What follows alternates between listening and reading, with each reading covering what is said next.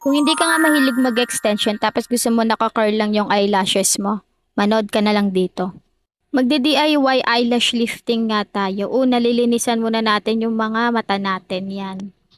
Tapos kukunin natin tong eye patch kasi ilalagay natin dito sa ilalim ng mata natin para maiwasan nating madampian yung skin natin banda dito ng mga ilalagay natin sa pilik mata. Nailagay na nga natin ng maayos kaya for the go na tayo. Ito nga yung glue na gagamitin natin. Color white lang siya. Tapos medyo madikit na rin to. Saka gagamit rin tayo nitong lip pads. May mga sizes to. Merong small, merong medium, merong large. Tapos yung kinuha ko is small kasi ayun lang yung kasya dito sa may mata ko. Tapos ayan, lalagyan na natin siya ng glue.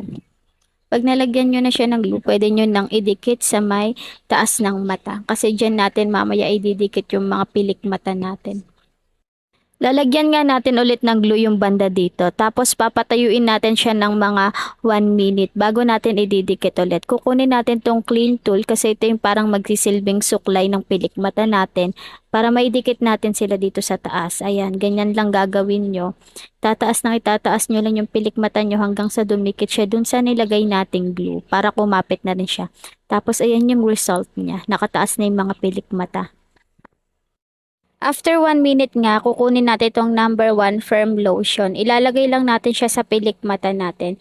I-spread lang natin yung pagkalagay para lahat malagyan. Bali, ito yung parang pinaka-curling ano niya. Kumbaga pag nagkukulot ka, ito yung pinakauna. Tapos ayan, lalagyan lang natin siya ng cling wrap o kaya plastic para matakpan natin.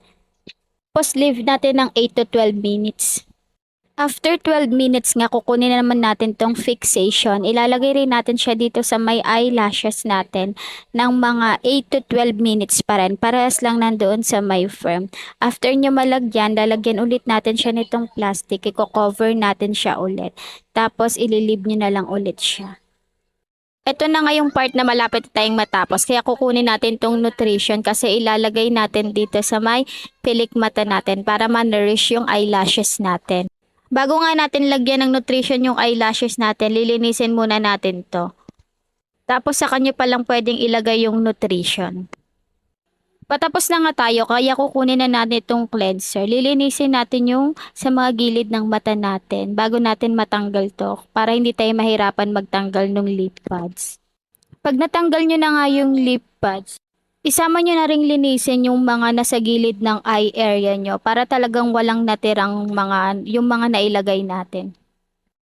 Ito na nga yung pinaka-finish product natin. O, diba? Talagang napataas niya yung pilik mata natin. Kaso hindi ko alam kung ilang araw or ilang week yung itatagal nito. Kaya naman kung nagustuhan nyo tong video na to, please like, follow, and share. Yun lang. Bye!